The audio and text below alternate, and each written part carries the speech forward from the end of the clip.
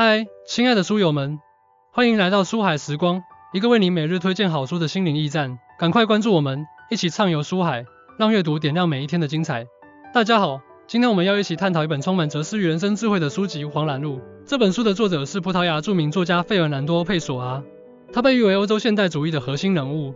佩索阿一生以一名写作而闻名，而《黄兰路》则是他以贝尔纳多·索阿雷斯这一名创作的散文集，记录了他对生活、存在、自我以及世界的深刻思考。《黄兰路》不仅仅是一本散文集，它更是一部关于人生哲学的沉思录。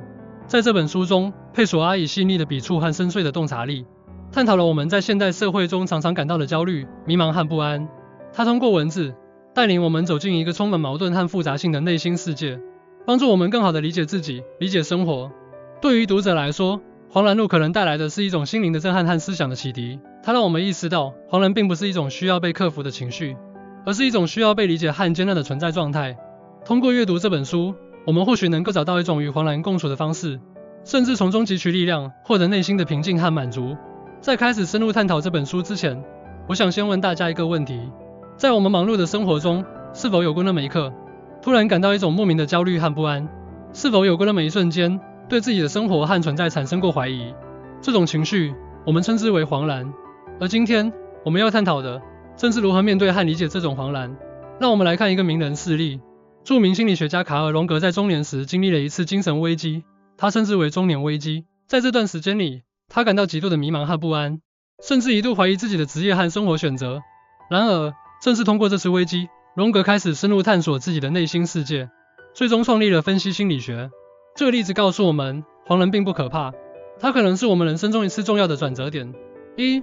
黄兰，一种普遍的存在状态。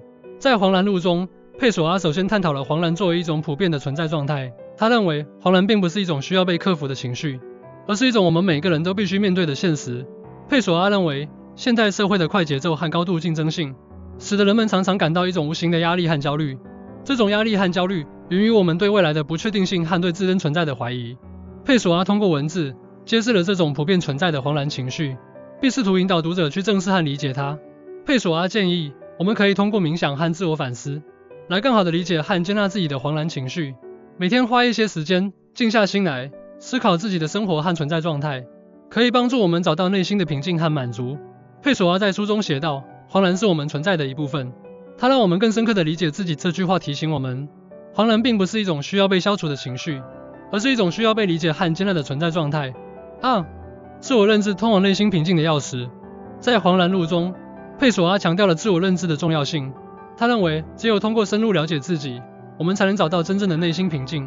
佩索阿认为，自我认知是理解和管理我们情绪的关键。通过了解自己的内心世界，我们可以更好地应对生活中的各种挑战和压力。佩索阿通过文字引导读者进行自我反思和探索。佩索阿建议，我们可以每天花一些时间进行自我反思和日记写作。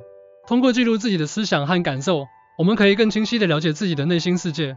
这种自我认知的过程，不仅可以帮助我们找到内心的平静，还可以提高我们的情绪管理能力。佩索阿在书中写道，了解自己是通往内心平静的钥匙。这句话强调了自我认知的重要性，提醒我们，只有通过深入了解自己，我们才能找到真正的内心平静。孤独，一种必要的存在状态。在《黄兰路》中，佩索阿还探讨了孤独作为一种必要的存在状态。他认为，孤独并不是一种需要被逃避的状态，而是一种需要被理解和接纳的存在方式。佩索阿认为，现代社会的过度社交和过度连接，使得人们常常感到一种无形的压力和焦虑。通过孤独，我们可以更好地倾听自己的内心声音，找到真正的自我。佩索阿建议，我们可以定期安排一些独处的时间，进行自我反思和内心探索。通过孤独，我们可以更好地了解自己的内心世界，找到真正的自我。这种孤独的状态，不仅可以帮助我们找到内心的平静，还可以提高我们的创造力和洞察力。佩索阿在书中写道，孤独是一种必要的存在状态，它让我们更深刻地理解自己。这句话提醒我们，孤独并不是一种需要被逃避的状态，而是一种需要被理解和接纳的存在方式。存在，一种持续的探索过程。在《黄兰路》中，佩索阿将存在视为一种持续的过程，而非一个固定的状态。他认为，我们的存在是动态的、变化的，需要不断地进行探索和调整。佩索阿认为，存在的本质是变化和流动。我们每个人都在不断地经历着各种变化和挑战，需要不断地进行自我调整和适应。通过这种持续的存在探索，我们可以更好地理解自己的生活和存在状态。佩索阿建议，我们可以定期进行自我反思和内心探索，审视自己的生活和存在状态。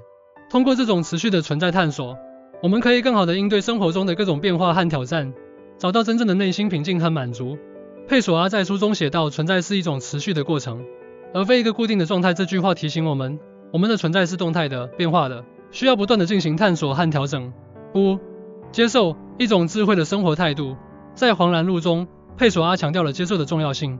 他认为，接受是一种智慧的生活态度，可以帮助我们更好地面对生活中的各种挑战和困难。佩索阿认为，接受并不意味着消极或放弃，而是一种积极的应对方式。